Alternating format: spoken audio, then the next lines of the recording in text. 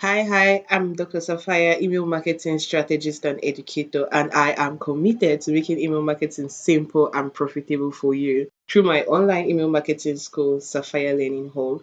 You can find the link in the show notes. Fun fact, I'm an obstetrician gynecologist resident in training. Yes, I'm an actual practicing medical doctor.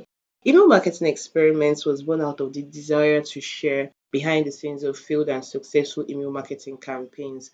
Simply put, what we've tried, not just me, but me and every guest I bring on the show, what we've tried that has worked or didn't work. So instead of just thinking it and testing it, we're committed to also sharing the BTS with you on this podcast. Come join us behind the scenes. And one more thing, as you listen, if you're a freelancer, service provider, or business owner, go ahead and check the show notes for the gift I kept for you. You'll find it under the title Gift. Now let's go behind the scenes.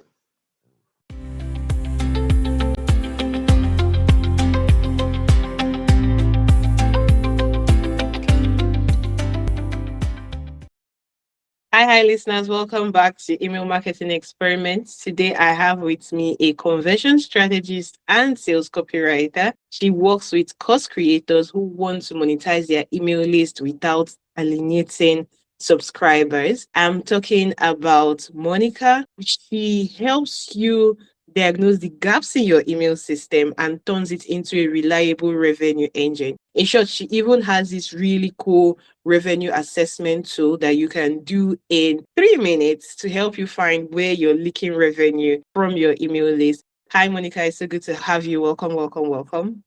Thank you for having me. I look forward to this conversation.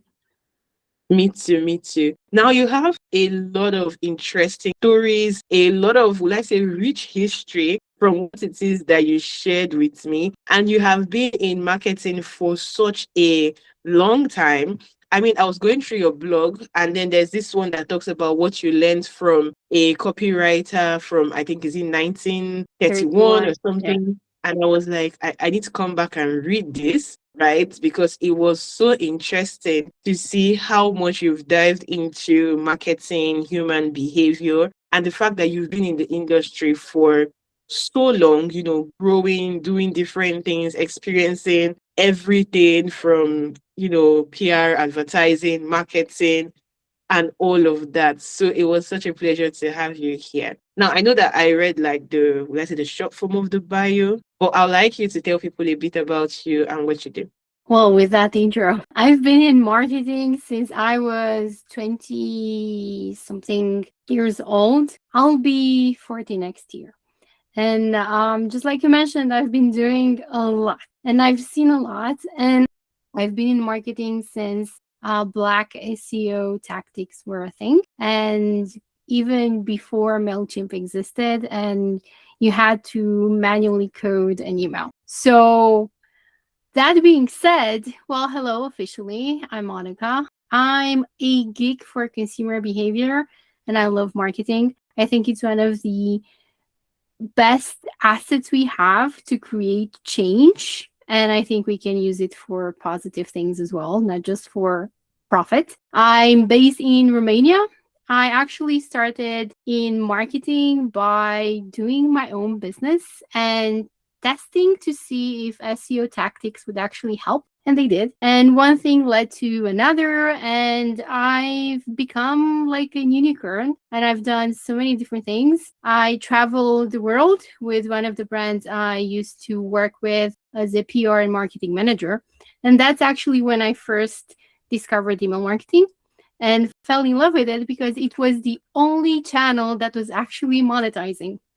Because back then I was doing social media, Instagram kind of started, nobody knew how to use it. We had I was doing Google ads, which were working and not working. I was doing PR, I was hosting catwalks, I was doing influencer marketing and all of those things. And yet, when I had a promotion or when I had a launch or a store event, email marketing was there to save the day.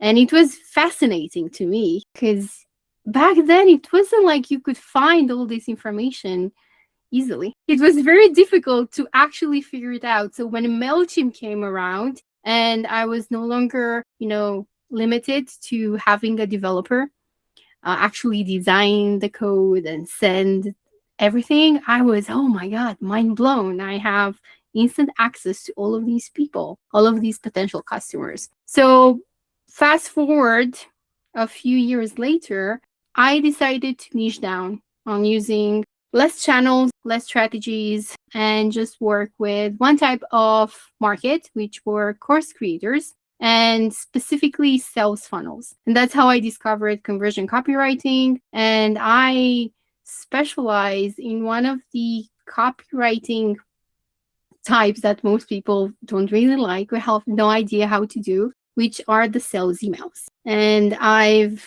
learned from Robert Collier, which is the 1931 copywriter you mentioned, from Edward Schwartz, from Eugene Schwartz, and from so many great advertisers over the years that I was kind of able to, take something from there and take something from there and do really great with email marketing to the point where I'm still in love with it, which says something. And coming back to that, when I was 35 years old, I decided to go even deeper into the strategy, how to use marketing specifically to grow a business, just like so many companies have done before. So I went back to school, spent 3 years studying marketing theory, and even now, I still think email marketing is like the best channel to focus on. So does that help?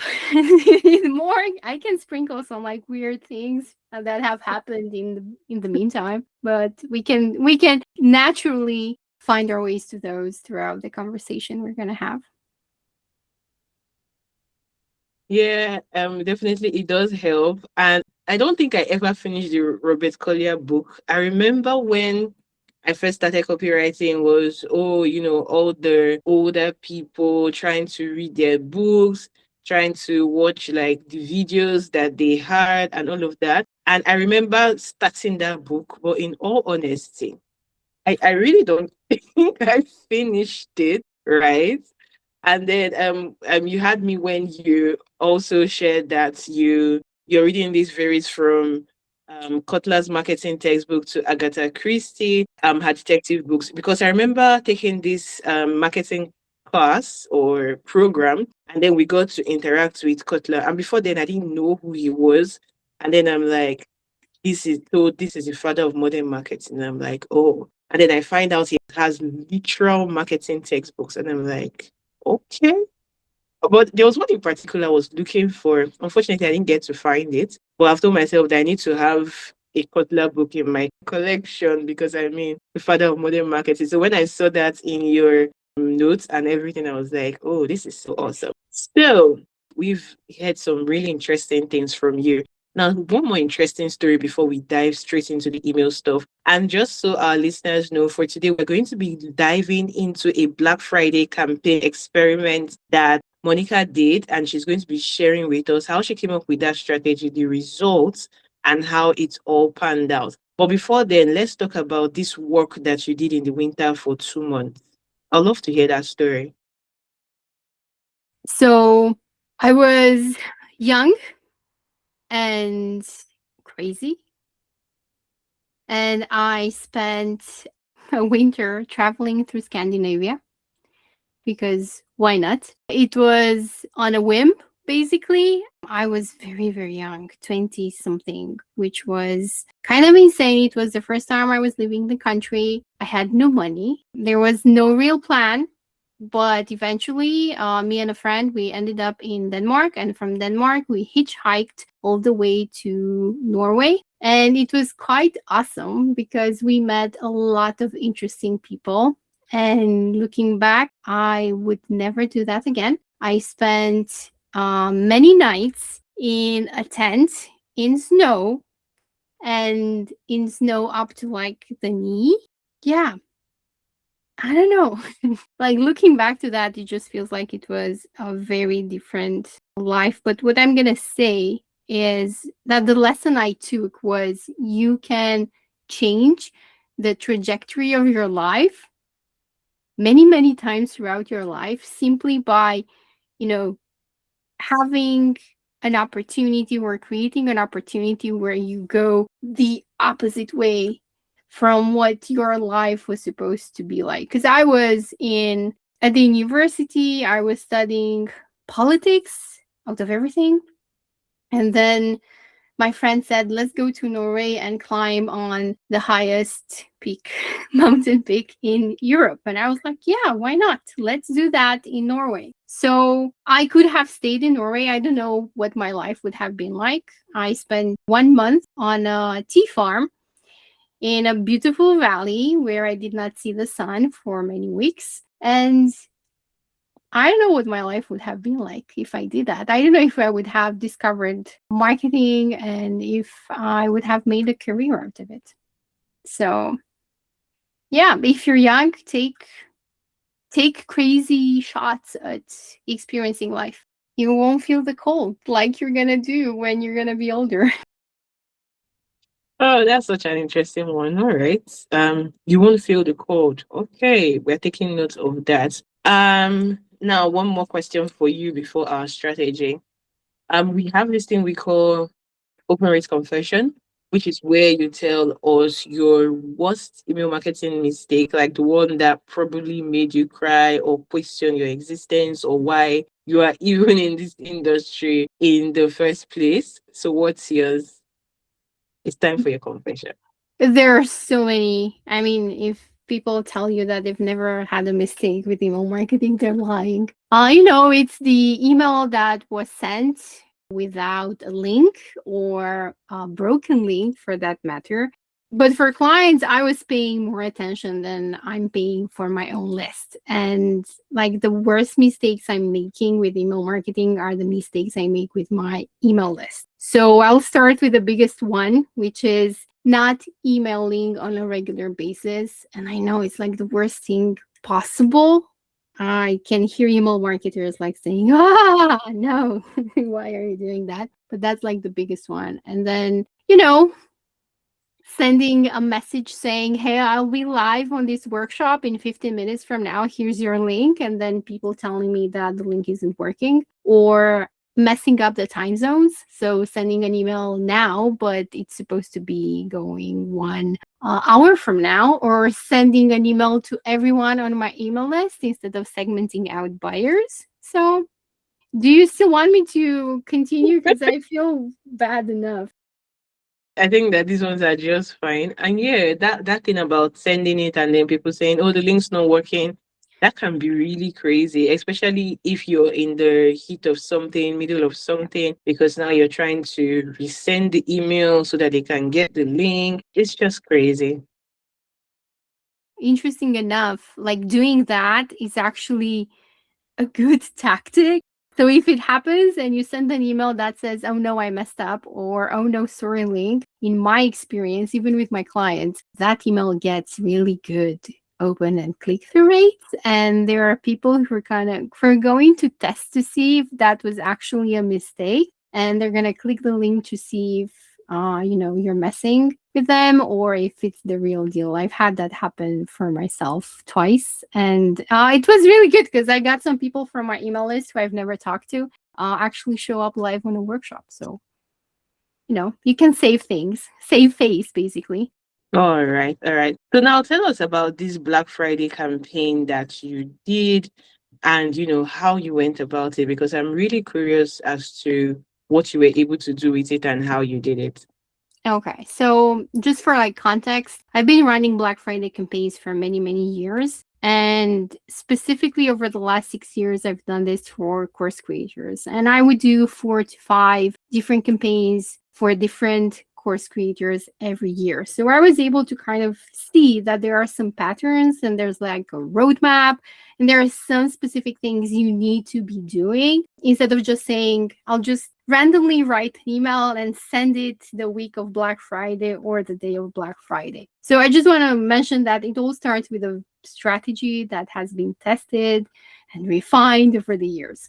So when this course creator came to me and they were telling me like, so over the last 2 years, our Black Friday results have been going down and they're worse every year. We have no idea what we're doing wrong. Our open rates are decent. We have this amazing deal with an amazing discount. Like from, the outside, it was like, why wouldn't this work, right? It makes sense. And then one of the biggest things we discovered was they were not segmenting. So they were sending the same offer to basically everyone on their email list.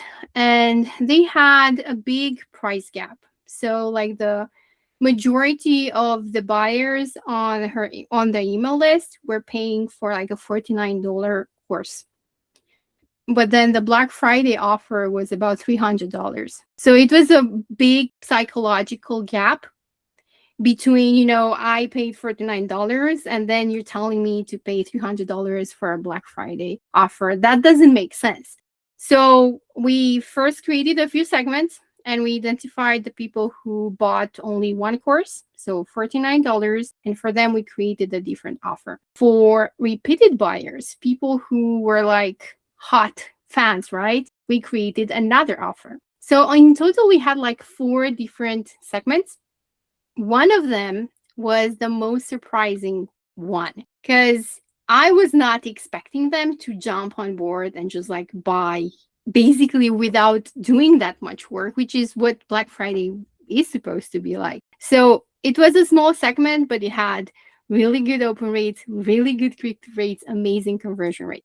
Now, the segment where we actually spent a lot more time and resources, that one did not perform. It was a membership kind of offer. I've seen that work with multiple creators before that. So it kind of made sense. Even the customer research was indicating that they would love that. And it was a really good deal. It was an offer that was already present in the front end funnel, but they would only get that once. So on the front end funnel, it would convert at like 15 to 17%.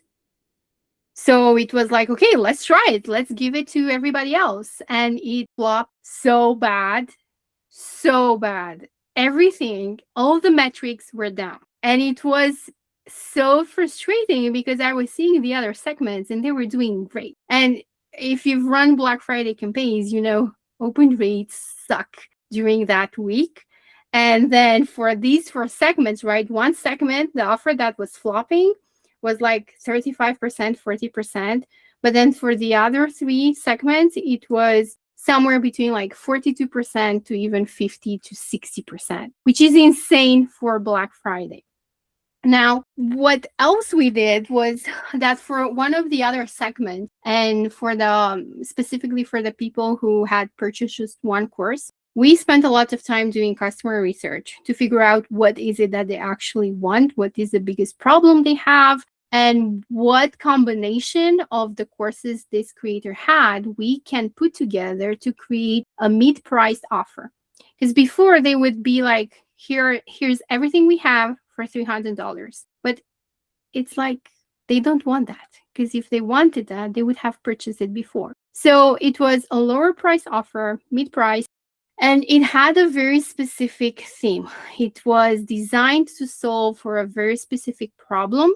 It had a beautiful page that I'm so proud of, that I actually inspired myself in terms of design from somebody else. But having that association between, we know what you're struggling with, we know who you are, so segmentation, we know you've tried this and this and this, and then just saying you don't need to buy everything in the world. You just need these 4 things to help you solve this problem. And because it's Black Friday, you can get them for a very good deal. And that's awesome, because down the line, that allows the creator to go back to that same segment, create another bundle, sell it for, not discounting it for like 90%, and make another successful campaign.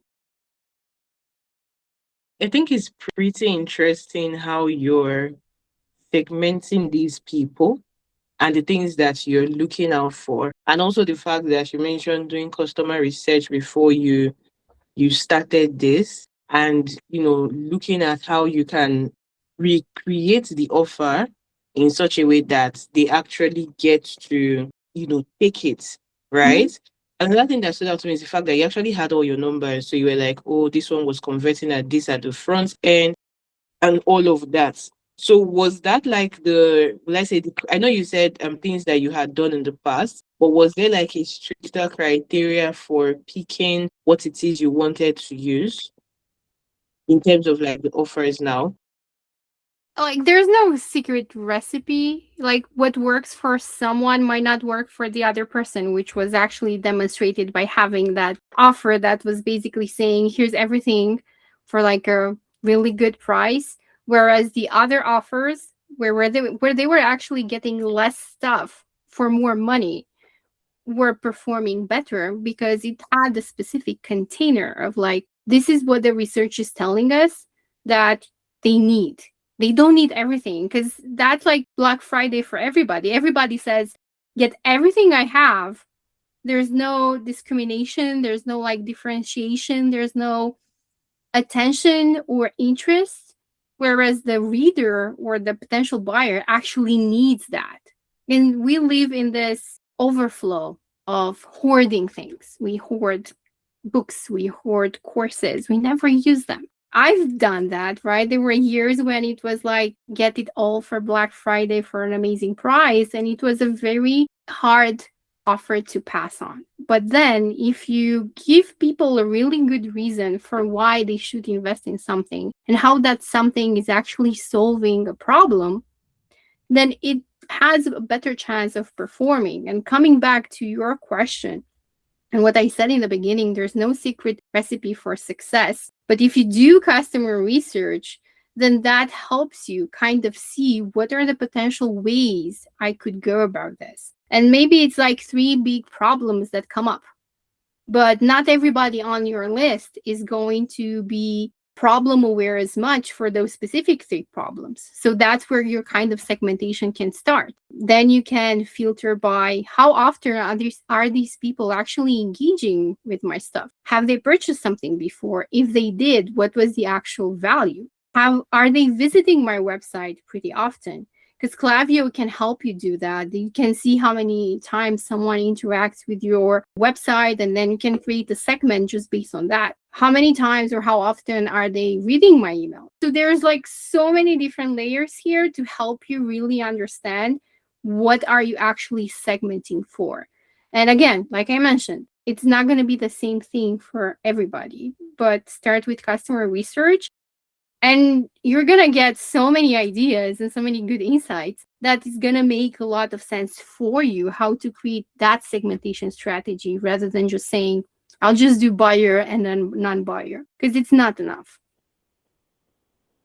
I mean, I like the direction that this is going because, people will usually segment by engagement, by source, by purchasing power, purchasing behavior, right?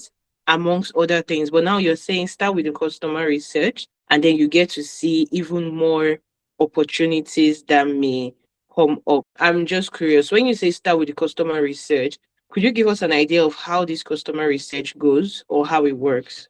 Okay, so there are a few different ways you can do this. I recommend you try them all. So if you already have paying students or if you already have a community, start sending surveys, start sending polls, start asking people. If you do group coaching, start asking in the group coaching session, hey, what are you working towards to for the next 3 months? So I do this with course creators. We actually start the whole strategy somewhere in September. And until the beginning of November, we have 2 or 3 sessions where we talk with clients, with their students. We send surveys by email. We do Facebook group polls. We have group coaching sessions where we kind of plant seeds. We talk about things. And that's like first layer. The second layer is validating what your audience has answered, because sometimes, and if you've been in the market in the industry long enough, you know that sometimes what you get back from customers and from your audience isn't necessarily what they're willing to pay for. So the second layer of that is validating if they would actually put money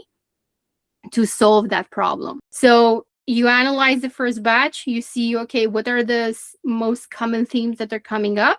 And then you do a second batch and you're saying, so we're thinking about creating these 3 new courses in the next coming months. Which one would be the one that you would find the most valuable or the most important to help you solve a specific problem right now?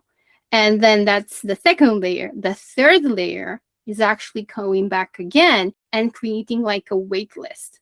And the wait list tactic basically says, so we're opening this, we're doing this, we're giving early access, or we're creating this Black Friday bundle, and this is the actual theme. If you want to know when it goes live, please put your name on the wait list. So then you have like 3 layers. One is research, second is validation, and then 3 is like buyer intent. Hmm. That's so good. That's so good. I mean, for my own email list, we usually do so for courses. When people come purchase courses, we have a survey in. So you know how you usually put your name, your email, and checkout. In that checkout process, we actually have like a survey question so that we know where the person was at Mhm. before the person, decided to buy the course. Then, of course, the polls and all of that, we do that periodically. But another thing that we tend to do is a mid-year survey, end of year survey. So our mid-year survey is actually going to come up in like July, right? So we usually do all of those. Now, when it comes to setting those survey questions, one of the things I find is the way you frame the questions also matters, because you could be trying to do surveys. I feel like it's easier to have conversations with people when you're talking, but when it's like a survey, the way you frame the question matters so that you get like the right kind of answers. So what's your advice when it comes to creating those survey questions for the customer research so that they get the right kind of answers that they need? That's a great point. Sometimes a lot of people kind of shoot themselves in the foot by kind of asking, a question that has the answer in it. So I like to keep them short. So 3 to 5 questions tops. 3 of them are usually super easy, like no brainer questions, because I want to reward them for their time. I want them to feel, oh, this is actually easy. So it's like something they can click, a yes or no. And then the last 2 questions are actually open-ended questions. And it kind of depends on, on the stage where I'm at in that 3-part customer research campaign.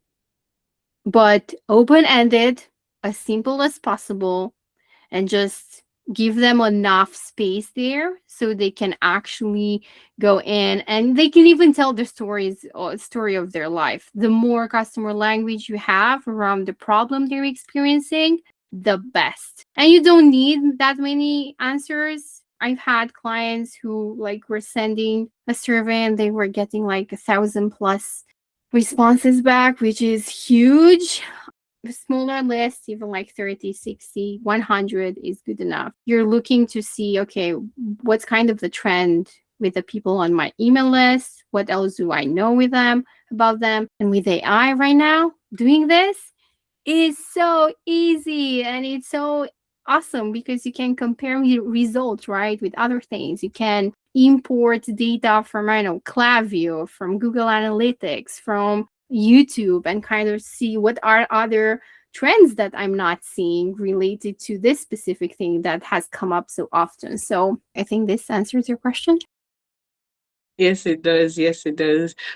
So I'm just curious. Following Black Friday, after you had done this 4 segment, seeing these different results based on the different offers you put in front of them, what happened next? Like, did you continue with segmenting people in that particular format, or did you do something different? Do you mean beyond that Black Friday campaign? Yes. So we also had Cyber Monday, and the segmentation there was a little bit different. We simplified it a lot and we kind of gave access to kind of everyone because it was like shop whatever you want for a specific discount. It was not as big as Black Friday, but it was giving people flexibility to shop whatever they wanted for. It was very relaxed. And that one actually went to people who never bought something, but were engaging on the email list, on the website, people who had purchased one course, and then people who were opening the Black Friday emails but were not actually buying. So it was good.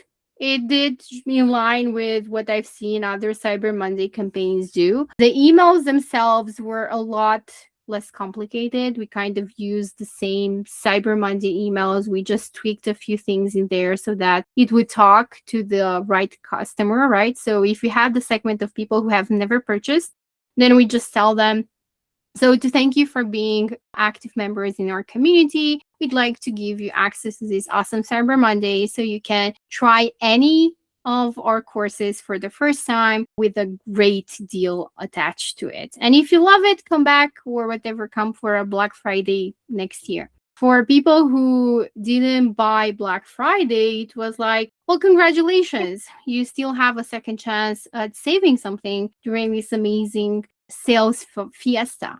Now, you can actually choose whatever you want.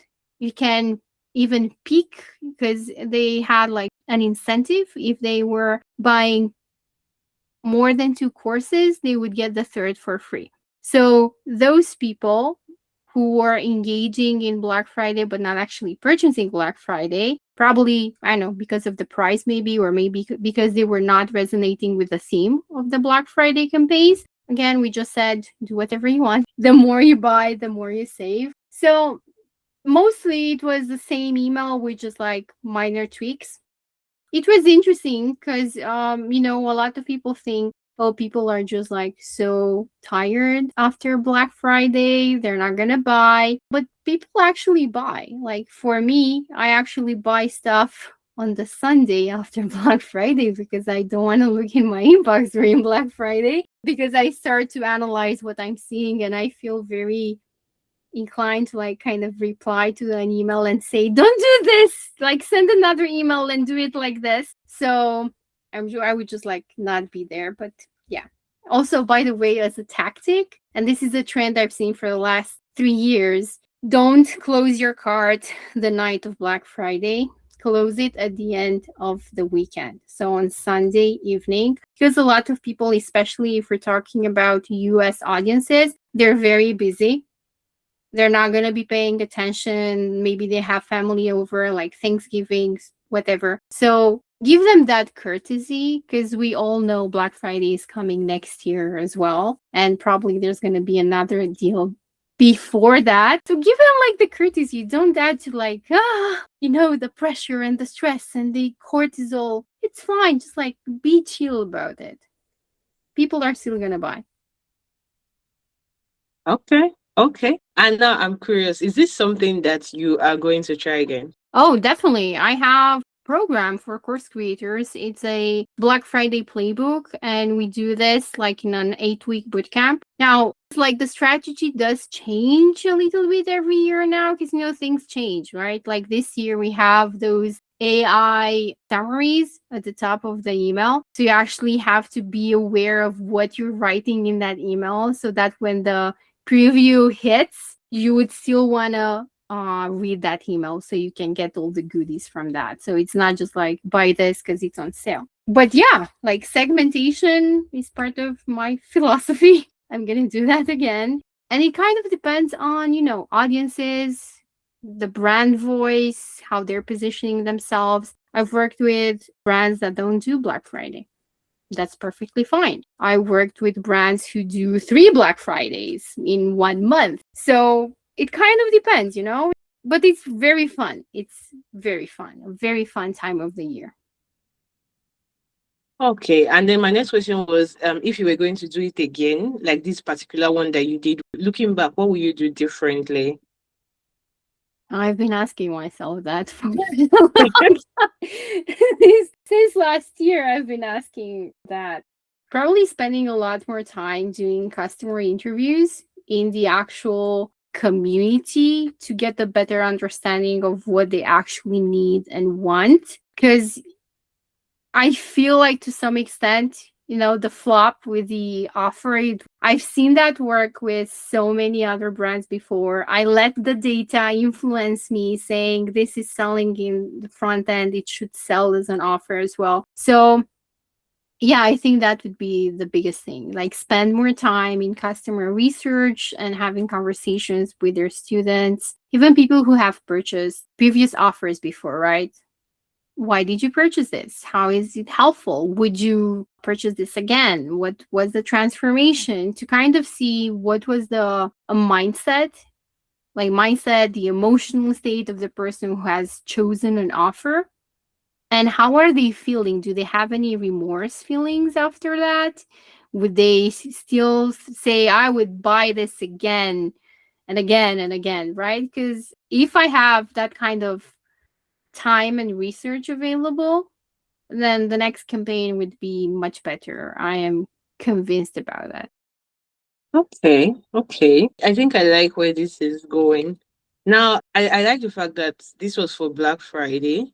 You did the whole segmentation, and then you actually went back to look at how you can, will I say, improve it and all of that. Now, taking this away from Black Friday, you've also told us that with customer research, we can do the same segmentation even from our main email, even for our main email list. Now, one of the challenges I see that people have when it comes to segmentation is being able to keep up. I Hmm. mean, it's just so easier to send emails to your one email list, so to say, than three, four different segments where it's like each person. So, and sometimes the segments kind of like overlap, right? Mhm.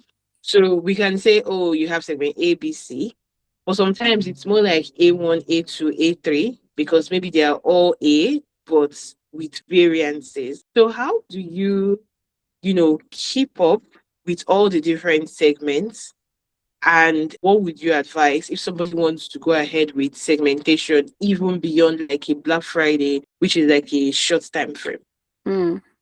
Great question. Well, become friends with Excel or Google spreadsheets. That would be like the first one. And start having a really good habit around tracking what you're doing in terms of campaigns. I know a lot of people, they don't have content calendars. There's no tracking system for who receives what. And you can't have segmentation long term without those two things. Now, with Black Friday, I think it's a really good way to kind of start to even think about segmentation. But long term, it's not something you decide today and you start implementing tomorrow. You really have to consider like what's your customer journey, who's your ideal audience. Collaborate that with your products and services. What are the offers you have? What are the specific problems you're solving? So, for instance, for me, my segmentation right now looks like it's very basic, it's very minimalist, but at least it's something, right? So I have three areas in my business. I have email marketing, which is like audits and strategy, whatever. I have conversion copywriting, which is sales emails, automations, sales funnels, all of that. And then the third thing is kind of business slash mindset coaching. So it's like three things, right? So when you kind of enter my email marketing system, I need to figure out what you're in for. Because without that, then I treat everybody the same way. And it's not a pleasant experience. I've been doing that for a few years now because I didn't really have a strategy behind what I wanted my business to look like. And then not even like, how are these three elements of my business working together? So, someone would come in because they would be attracted by my content on like entrepreneurship because I share about how I'm building my business and I do business coaching. So they can come in with that and then they start receiving content about email copywriting. They're not going to engage with that because it's not in their interest. So that's kind of the process I invite people who are listening to go through before deciding on anything. Because to your point earlier, it's not just about, how active they are reading or engaging with your emails or what they're doing on the website. And it also changes based on your type of business. E-com is different from course creation, course selling, or from coaching or from providing services. So I would just say that at the minimum, for instance, if you're selling any course, your segmentation could be beginner or advanced. And it could be after the first email you ever send them, like the welcome email. And then that can put people on two different paths. You have an assessment. You can assess by the lowest score. You can segment by the lowest score people are getting on that assessment. And then that could be beginning of your segmentation strategy. But again, it's more complicated than saying just go into your Klaviyo or MailChimp or whatever and segment for this. Because again, it's not the secret recipe. You just need to stay with your business customer journey and figure out what you actually want to do, who you want to work with, and who do you want to convert, and who you don't want to convert or have on your email list. That's so interesting. So that means in a week you may end up sending like maybe 3, 4 plus email. Well, yes and no. Like if it's important for you to activate all of those segments every week, then yes. If you're not, then you can focus on one main segment and you can have really, personalized content, and then the rest are not going to get that, right? So for the people who have come on my email list and they're interested in business coaching, I mean, I'm not going to send them my podcast on email marketing where I geek out about Robert Collier, right? Or, indoctrination sequences or whatever. They're not going to care. So I'm going to skip them. But what you need to do is establish expectations for email frequency. So when they do say, well, I'm in for business coaching, then the next email is going to be like, well, welcome. Here's what you can expect. I send a newsletter about this every 2 weeks. And then you focus on having that frequency. It's not easy. It's very difficult. As a solopreneur, I don't recommend it. I don't recommend it. It's very difficult. But if you have a team, or if you can afford to hire an email marketing expert or a copywriter, then put that in their wheelhouse. That's what they do and probably love doing. So that would be my 2 cents. Okay. Now, before we go into this other experiment that you have here, which was technically challenging, involved deliverability, and then all of a sudden it didn't involve deliverability anymore. Can you tell us a bit about the email revenue self-assessment for our listeners? Let them know what that's about and how it works. Oh, thank you for mentioning that. So I learn very well when I actually go behind the scenes and I study emails and I study strategies and I study the tactics and what other people are doing in terms of email marketing. Now, specific to my industry, because this is who this assessment is for course creators. And over the years, I've collected so much data that for me, it was very interesting because it was very helpful because I can sit with someone for like 30 minutes. We can look at their email marketing platform and I can figure out, where they're leaking money. But not everyone can do that, or not everyone is willing to have like a 30-minute session with me. So I've put all of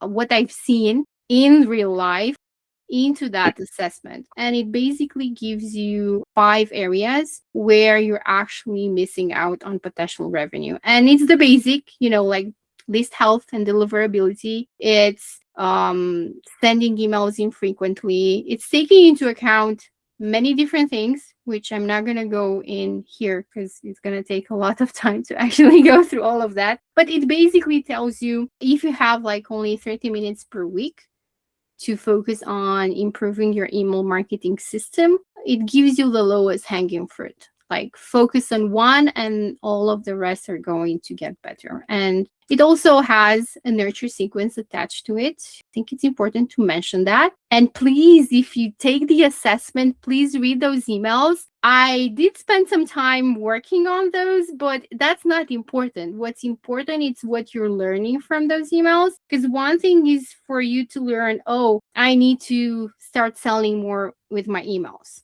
The other thing is, how do you actually do that? And that's what the nurture sequence is doing. And it's only like 4 or 5 emails. It's not a lot. I mean, this does sound interesting because sometimes I feel like, oh, I need another email marketer to just audit my email list and so that I can get like fresh eyes, new perspective. So I'm going to also be taking this assessment and I'm really curious as to what my results will be and what it will be entail, right? So thank you so much for creating this, because I feel like this is going to make life easier for a lot of people, just because now you're being pointed in the right direction.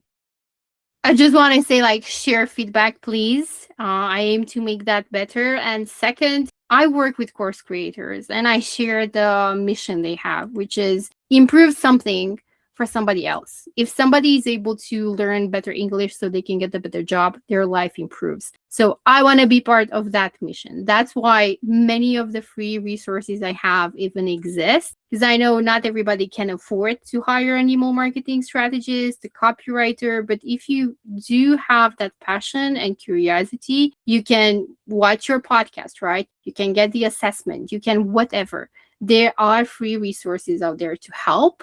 And if it helps just one person, help another person, I'm happy. That's so great. And I like that mission, improve something to help someone improve their life. I hope I got it right, but I totally resonate with that one. Well, I Mm. do have a course. So do I count as a course creator? All right, so let's dive into this 1 million email list. My nightmare. Low open rate, low click through rate, poor conversion, and then the miracle where you actually re engaged 22.7% of their inactive audience. That's like a whole 200,000 people, right? So tell us this story, because I feel like we need to hear from you. And then I would ask you one or two things, because I feel like our listeners will learn a lot from it. Well, that was happening a few years ago, and I was so excited when they told me how big their email list was. Because it was a big course creator. It was a really big business. And I was super excited about, the idea of working with that many people. Just think about the many segments, right? And the many, many campaigns, like all of the automations and behavior triggered campaigns you can do with that amount of people. And then 1 month in, we started to realize that it was an inflated email list and that they had a huge amount of people who were disengaged. It was a list that made me cry, to be honest. So I worked on this really cool re-engagement and nurturing sequence. I spent a lot of time strategizing what it should be all about, figuring out, okay, so where are these people coming from? Well, for this segment, because they came in from giveaway, let's give them this type of re-engagement email. Well, these people, because they're coming from this area or this traffic source, let's give them this. So I was very excited about it. And then we ran the re-engagement campaign. We ran some nurturing emails, because it's not enough to just get people back from the dead. You still need them to know who the hell you are, why you're emailing me. And then we ran a promotion 1 month after. And the active segment started to just become smaller and smaller and smaller and smaller and smaller. And I was thinking, what the hell did I did wrong? What's happening here? And what we realized after doing a debrief with the client was that they were actually using ads to build their email list. And they were having people on that email list that had no place being there. But we did not know that, because many of the people on the emails we were seeing have been imported from a previous email marketing platform, which was giving them the source, but then that information was not translated into the new platform. So we were kind of operating blindly. And then it was so frustrating. I've never disengaged from a campaign, but for that promotion, after the first 4 emails, I did not want to see anything else happening, because it was every single day we were losing like a big chunk of people. And I was like, no, what's happening? So yeah, the lesson here is big email lists aren't as great as they seem to be. And I'm not saying that clients lie, but I'm saying that people don't give you the whole truth. So you actually have to put your Agatha Christie hat on and do some detective work before you start doing any kind email marketing work for somebody. And this goes to people who are email marketing specialists. don't believe what they tell you, because a lot of them, they don't know what they're telling you or what they should be telling you. So spend more time in research mode before you send an email. Got it. Got it. And I'm sure our listeners got it. Now, what is one email marketing myth that you want to bust? Something that people believe in that maybe you don't quite agree with or you totally disagree with. If I hear one more time that email marketing is dead, I'm gonna lose my mind. So it's like, what? It's every week. I see it on Instagram. Oh no, email marketing is dead. Oh no. I can't stand this. So email marketing plays a very good role in the whole marketing system. It's a reason that it works, and it will continue to work for a long time, even after social media will be dead. Because it's like, I have your email address. Sure, True. it's going to compete with thousands, maybe other brands who might want to have the same attention. But if I've done a good job creating a first good impression with you from the beginning, if I've done segmentation, if I've done nurturing and building trust, you're going to want to read that email, or at least you're going to be like, oh, that's Monica. I don't have time for her now. Oh, good for you that you're still doing that thing. But when you're going to be in the problem that I'm talking to, you're going to be like, oh, wait, there's Monica. Let me check what she's doing. I think she sent me an email the other day. So that's not something that's happening with social media. No. And the other thing is related to copywriting. AI did not kill copywriting. If you think you can run a business without hiring a copywriter, a good copywriter, at least in terms to help you with strategy, I'm sorry, but you have no idea what you're talking about. For the last 1.5 years, I've been doing copy coaching, and I've seen so much AI generated slop that isn't converting, that I can tell you for sure that you're not going to be able to just use ChatGPT and generate revenue if you don't know what good copywriting is supposed to look like. So is that good enough? Because I feel like I could go for more, but no, for now it's like these two things these really annoy me. All right, all right. I think we get it. They get it. And that's like the most popular myth that we have people talk about on the podcast when we ask them to bust one. So let's do a bit of rapid fire. So when it comes to waitlist, what are your thoughts? Paid waitlist or free waitlist?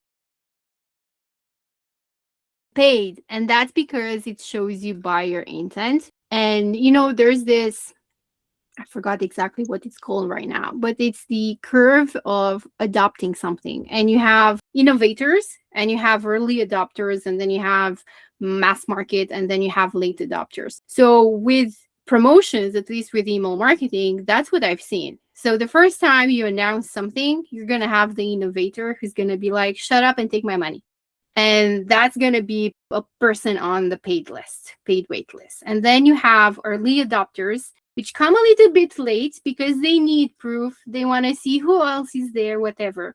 Those two should be on a paid wait list. And then you have mass adopters and late adopters who are going to be all over your free wait list, but they're not going to buy not too soon. They usually come in later. So there's actually psychology and science around that. So yes, paid. All right. So for our next question, building your email list organically with your existing audience or through collaborations, bundles, summit. That's a difficult one. So I would say both, with one mention. If you're able to get collaboration with people who talk to your ideal target audience, then do that more than organic, because organic traffic right now is very difficult to build. And collaboration don't necessarily have to be bundles and summits. It could be like what I'm doing, right? I'm having workshops once a month where I have my ideal target audience coming in. They are course creators who are in masterminds, who are in communities with other course creators. So at the end of the workshop, I say, do you know other course creators who would love this? If they say yes, I say, can you send them to my email list? Can you send them my email? Can you introduce me? I feel like that's a stronger version of a collaboration than doing like a summit, because I've done summits and I've had lots of people doing summit, and it's really difficult to convert people to your email list and to start building all that relationship and nurturing until you actually get the sale. Okay, okay. Now, when it comes to lead magnets, right? Now, I know you have an interactive lead magnet, so maybe this one may come with a bit of a bias. So, what do you think in terms of interactive, community-based, or the traditional like PDFs, ebooks, checklists? I've seen all of them work. I've seen all of them work. I would have this mentioned. So assessments are really good for people who are maybe like coaches or consultants or have like a higher ticket offer. It allows the person who's taking it to kind of self-diagnose. It allows you to do segmentation. Those are people who are not in an urgent problem flow. For people who are in like high urgency and they could come even from ads, checklists or like one page PDFs or really short content work like a charm, provided that they solve for a very specific problem that they're currently looking for a solution. So, community based, I've seen that, but I'm not. If it's free, a lot of people they don't really do more than that. So the question is, what do you actually want? What you actually want. I think that one is super important. Now, to wrap this up, what is your best email marketing advice for somebody who wants to start and grow their email list? Best email marketing advice for someone who wants to start an email list? Yes. Create a content calendar ahead of time. So it's really easy to start an email list. It's really easy to send an email. It's really hard to stay consistent. And if you're not staying consistent, you're basically missing out on momentum and a really good opportunity to convert to a client. So if you're just starting out, sit down, pen and paper, do it traditionally, and think about, okay, so I'm starting an email list. What am I going to email about? How often will I do it? What's going to happen? Like, what's my backup plan if I can't send an email in that week? What else can I do? Is there an automation I can use? Is there like partner content? What needs to happen? And then ideally, you create a few newsletters ahead of time. And then once a month, if it's possible, if that's the way your content calendar works, once a month, you sit down and you try as much as possible to create the content for the next 4 weeks. And then test it, schedule it, and then make it a habit to do this at least once a month. And then when you have a promotion, that's a whole different thing. But if you're just starting out, simply having that clarity of what am I going to send 4 weeks from now matters so much, because a lot of people who are just starting, they get super excited, and then the moment you kind of lose track, lose momentum, it feels like it's really hard to go back into it. And yeah, content calendar. I really love that. And if you don't want to sit down with your traditional pen and paper, if you're like maybe a Notion, Airtable, you can literally use like the calendar view. So you're seeing the days, you're putting down the email ideas and all of that. Now, Monica, this has been such an interesting deep dive into, your experiments and how you carried it out. Thank you so much for sharing with us and taking out time to share your expertise, your opinion, and of course, your revenue self-assessment. How can our listeners connect with you, find you on socials? You can find me on LinkedIn with Monica Badiu. You can find me on Instagram where I do many different things.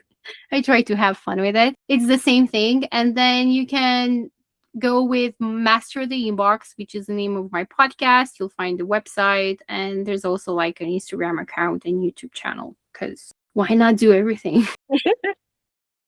And then you can also join her email list so you get to see all of her amazing emails. I will be making mistakes. I'm imperfect. It's fine.